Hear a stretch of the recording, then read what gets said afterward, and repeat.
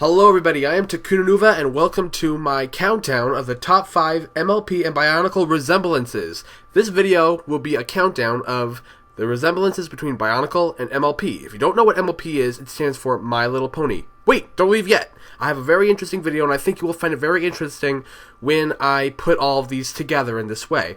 So, stay tuned and we are going to go into bionicle and MLP combined.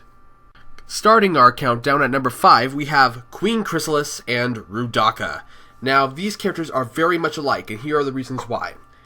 Queen Chrysalis is the leader and mother of the Changeling Horde, which are these insect creatures that have the power to shapeshift and manipulate into anything that they want. Chrysalis uses her powers of deception to deceive everyone into thinking that she's Princess Marimore Cadenza, so she can marry Shining Armor and marry her way into power, and then kill Shining Armor after the marriage. And Rudaka, who is voiced by the same voice actress Kathleen Barr, is the queen of a horde of insect creatures, the Visorak. She also has powers of manipulation and deception as she deceives Vakama into working on her side. Plus, she plans to marry Sidorak to kill him off to get into power. See the resemblance? I sure do. Now let's get on to number 4.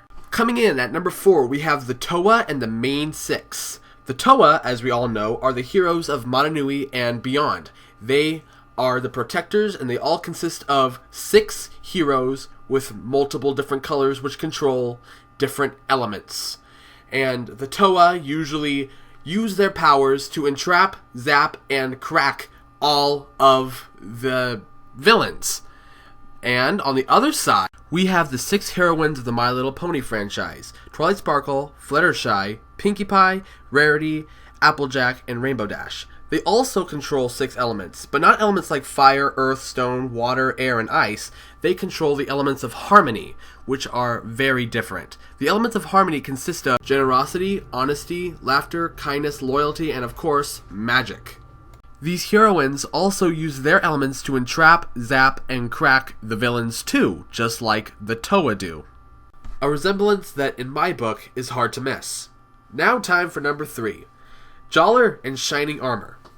Jollar is the captain of the guard of Tokoro, and Tokoro is the capital city of the island of Mananui. Jollar is voiced by Andrew Francis, and he's very concerned about his family and friends and their safety. Shining Armor, however, is the captain of the guard of Equestria's capital city, Canterlot. He is also voiced by Andrew Francis, and he cares a lot about his family and friends' safety. So that's enough said right there. He's exactly like Jollar. Jollar's exactly like Shining Armor. They're the same character, just redone all over again. Now it's time for number 2 on our list. Number 2, Sombra and the Makuta.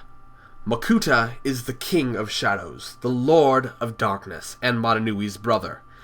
Makuta uses his powers of shadow to entrap everybody and erase their memories so he could reawaken them as his slaves. Now let's talk about Sombra. Sombra is also the king of shadows. He is the ruler of the Crystal Empire, and he also takes the form of shadow. He also has a plan to put all of his subjects to sleep and reawaken them as his mindless slaves, erasing their memory. The character is exactly alike. They say the same sort of voice, although it is not the same voice actor, they sound a lot the same.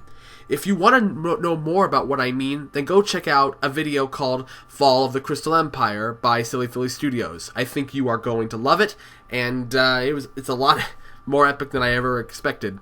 So, go check that out. There'll be more about Sombra there, and you will see the resemblance between Sombra and the Makuta. Now, finally, the part we've all been waiting for. Finally, coming in at number 1, we have the opening plot. Every great story begins with 2 rulers who are brothers or sisters that both want power, one for good and one for evil. In this, we have Celestia and Luna, and Makuta and Ikimu. Now, I'll be focusing here on the 2015 storyline, so yeah, let's get ready for this. Alright, let's start by talking about Celestia and Luna. They are both the rulers of Equestria. One is the ruler of the sun, who has the power to raise and lower the sun. And one is the ruler of the moon, that has the power to raise and lower the moon. Of course, Celestia is going to be resembling Akimu, and Luna is going to be resembling Makuta. Luna one day got jealous of her sister and decided to take over the country. In her failed attempt, she was banished to the moon when she was turned into a nightmare, a creature of the darkness. Celestia is her sister. Celestia has the power to raise and lower the sun, as I said. But when she banished Luna to the moon, it was her duty to control both the sun and the moon. And that's basically it between those two. On the other hand, Akimu and Makuta are both brothers. Makuta has the Mask of Control and Akimu the Mask of Creation. They both made great masks for the island, although Akimu's was treasured more than Makuta, so Makuta became jealous and tried to forge the Mask of Ultimate Power. He forged the mask, he went evil, and yeah, basically the same story between Celestia and Luna. If you want to learn more about number 1, you can go check out the link in this description will lead to a video from L.E.J. Brony, who did a really great job on putting these two together. So go check out his videos. He's pretty cool. I want to thank you all for watching. I'll see you now next time. Please comment and subscribe, and goodbye.